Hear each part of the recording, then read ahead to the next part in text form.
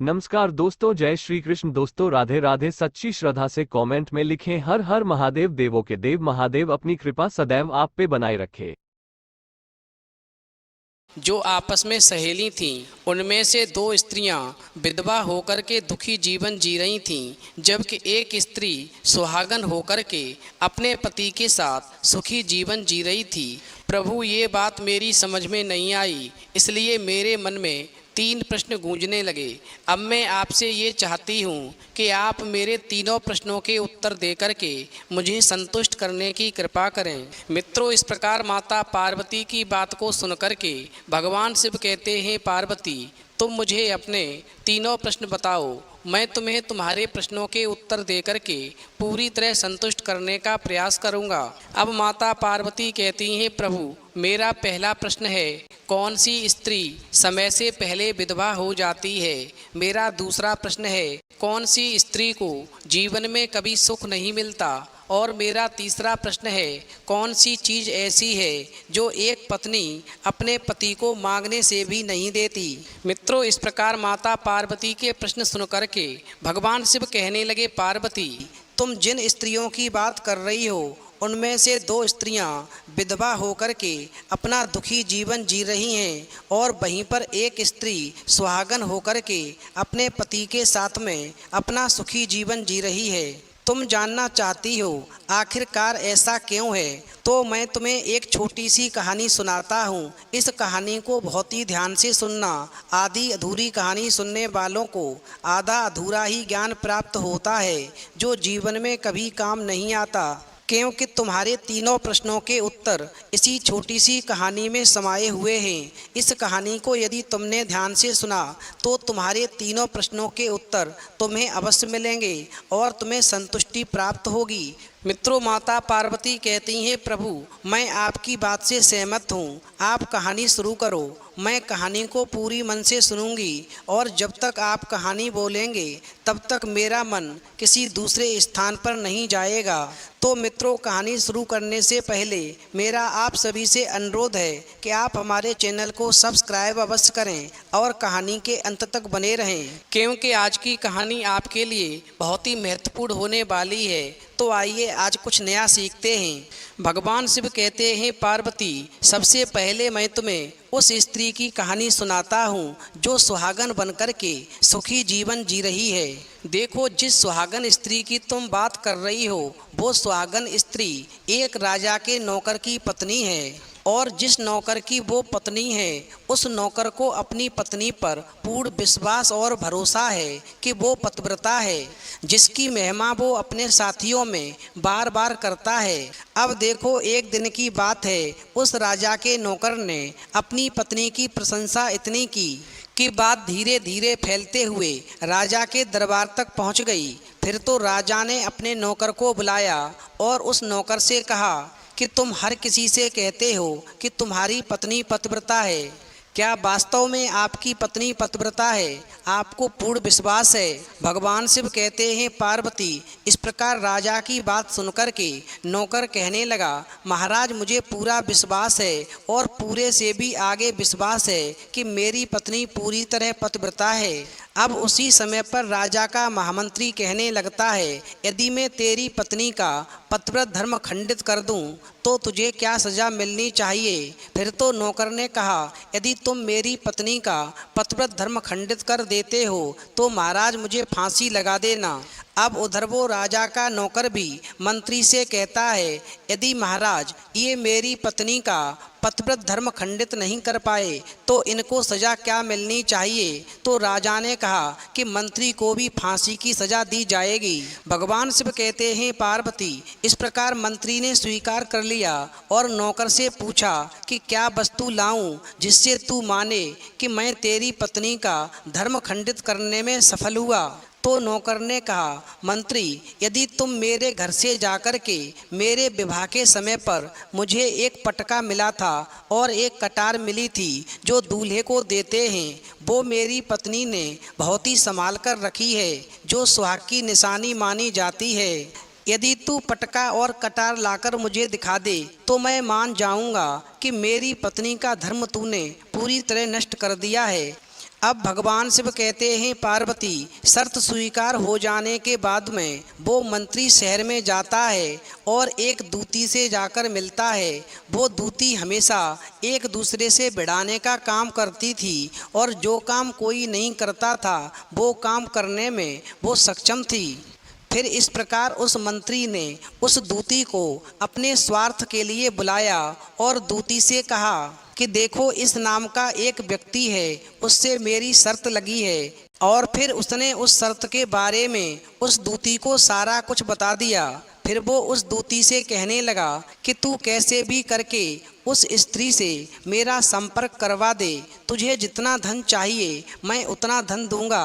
भगवान शिव कहते हैं पार्वती, इस प्रकार मंत्री की बात सुनकर के दूती कहने लगी, भाई तू उस औरत के बारे में बात मत कर, वो औरत पूरी तरह से पतिव्रता है, तेरी ओर थूकेगी भी नहीं, तेरी शक्ल भी नहीं देखेगी और उनके परिवार के व्यक्ति भी खूंखार हैं, तेरी खाल उतार लेंगे। तो मंत्री कहने लगा, ठीक है, यदि तू मेरा उससे संपर्क नहीं करवा सकती है तो एक काम कर दे, उसके घर से जाकर के पटका और कटार चुरा कर ला दे और उसकी पत्नी के गुप्तांग के पास में यदि कोई चिन्ह हो तो वो चिन्ह भी मुझे देख करके बता दे, फिर मैं तुझे मुँह मांगा इनाम दूंगा। भगवान शिव कहते हैं पार्वती, ये बात दूती की समझ में आ गई। उसने कहा, ठीक है, मैं तुम्हारा काम अवश्य करूंगी। नौकर शहर में रहता था। दूती नौकर के घर जाती है, उसकी पत्नी से जाकर बोलती है, बेटी मैं तेरी पति की बुआ हूँ, मैं कई वर्षों के बाद आई हूँ। फिर तो उस स्त्री ने कहा, आओ बुआ जी, मैंने आपको पहले कभी देखा नहीं इसलिए पहचान नहीं पाई। और इस प्रकार उस दूती को उस नौकर की पतिव्रता स्त्री ने बहुत बड़ा सम्मान दिया, मगर उसे क्या मालूम था कि ये उसके साथ में छल करने आई है। अब भगवान शिव कहते हैं पार्वती, इस प्रकार वो दूती उस पतिव्रता स्त्री के साथ में 2 दिन तक रुकी। जिस समय वो स्त्री स्नान करने लगी तो दूती उठ कर के उस पतिव्रता स्त्री की कमर मलने लगी। उस पतिव्रता स्त्री ने बहुत मना किया, फिर भी वो दूती नहीं मानी और कहने लगी, मुझे तो बेटी से भी प्यारी लगती हो, तुम मना मत करो, काफ़ी दिनों के बाद में मेरी तुम्हारी मुलाकात पहली बार हुई है। अब ऐसा कहकर के वो दूती मुख पर हाथ फिराने लगी। फिर आँखों को धोने के बहाने से उस दूती ने उस पतिव्रता स्त्री की आँखों पर पानी मार दिया और उस स्त्री की आँखें बंद हो गईं। इस प्रकार गुप्तांग के पास में जांघ पर उस स्त्री के एक तिल था जो दूती ने देख लिया, बस उसका काम बन गया। उधर स्नान करने के बाद में जब वो पतिव्रता स्त्री रसोई में खाना बनाने गई तो दूती को मौका मिल गया और उसने पटका और कटार उस नौकर के घर से चुरा ली और वहाँ से एकदम से भाग गई। और जाकर के दूती ने वो पटका और कटार मंत्री को दे दिए और उस पतिव्रता स्त्री के जांघ पर तिल की निशानी भी बता दी। भगवान शिव कहते हैं पार्वती, फिर वो मंत्री पटका और कटार लेकर के सीधा राजा के दरबार में पहुंचा और राजा से जाकर कहा, महाराज मैंने नौकर की पत्नी के पास में 2 दिन बिताए हैं और ये पटका तथा कटार उसी के हाथों से लेकर आया हूँ। फिर तो राजा ने दरबार लगाया और नौकर को बुलाया तथा महामंत्री से सभा में पटका और कटार नौकर को दिखाने के लिए कहा। फिर राजा की आज्ञा पाकर के मंत्री ने उस नौकर को पटका और कटार दिखाई और उसकी पत्नी की जांघ पर तिल भी बताया तो नौकर मान गया कि वास्तव में आज मेरी पत्नी ने अपना पतिव्रत धर्म पूरी तरह से भंग करवा लिया। भगवान शिव कहते हैं पार्वती, फिर तो राजा ने फांसी का दिन 15 दिन के बाद में रख दिया और कहा कि नौकर को 15 दिन के बाद में फांसी पर चढ़ाया जाएगा। और इस प्रकार से नौकर से उसकी अंतिम इच्छा पूछी तो नौकर ने कहा कि मैं अपनी पत्नी से अंतिम बार मिलना चाहता हूँ। भगवान शिव कहते हैं पार्वती, इस प्रकार राजा ने उस नौकर को आज्ञा दे दी कि ठीक है, तुम अपनी पत्नी से मिल सकते हो। फिर नौकर अपने घर गया और अपनी पत्नी से कहा कि आपने मेरे साथ में बहुत बड़ा विश्वासघात किया। मैंने आपके विश्वास पर मंत्री से ऐसी शर्त लगाई थी कि राजा के दरबार में राजा के सामने मैंने कहा था कि मेरी पत्नी का पतिव्रत धर्म कोई नष्ट कर दे तो मुझे फांसी लगा देना। अब मुझे 15 दिन के बाद में फांसी लगा दी जाएगी। मेरे साथ विश्वासघात करके तुमने ठीक नहीं किया। भगवान शिव कहते हैं, पार्वती, उस पतिव्रता स्त्री ने अपने नौकर पति को सारी बात बताई, मगर उसे विश्वास नहीं हुआ और पुनः वो राजा के दरबार में पहुंच गया।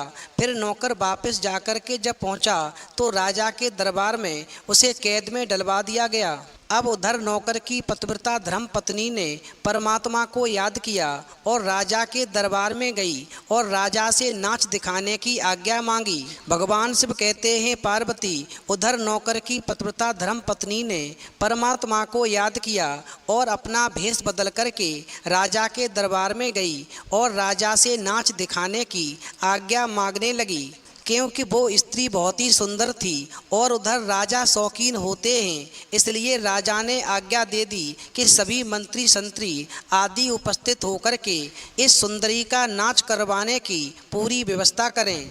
भगवान शिव कहते हैं, पार्वती, फिर तो सब मंत्री महामंत्री राजा आदि दरबार में उपस्थित हुए और फिर उस नौकर की धर्म पत्नी पतिव्रता स्त्री ने जब नाचना शुरू किया तो राजा को उस स्त्री का नाच बहुत ही सुंदर लगा और फिर राजा ने कहा, तुम मुझसे क्या मांगना चाहती हो? तुम जो भी मांगोगी मैं तुम्हें वही दूंगा।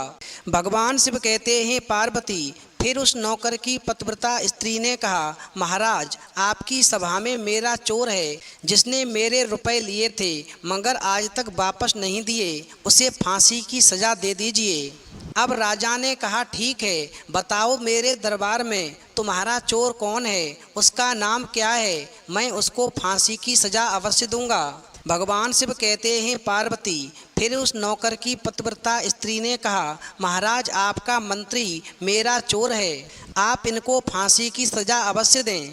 अब उधर जैसे ही मंत्री ने सुना कि ये सुंदरी मुझे अपना चोर बता रही है तो मंत्री कहने लगा, महाराज, मैं कसम खाकर कहता हूँ कि मैंने इसका कभी कुछ नहीं चुराया है, मैंने इसे आज तक कभी देखा ही नहीं है, तो मैं इसकी चोरी कैसे कर सकता हूँ? मैंने आज तक इसकी शक्ल ही नहीं देखी है। अब भगवान शिव कहते हैं, पार्वती, जैसे ही मंत्री ने कहा कि मैंने इस सुंदरी की आज तक शक्ल ही नहीं देखी है तो वो सुंदरी कहने लगी, महाराज, यदि ये मंत्री मुझे जानता नहीं है तो आप इससे ये पूछें कि ये पटका और कटार कहाँ से लाया था।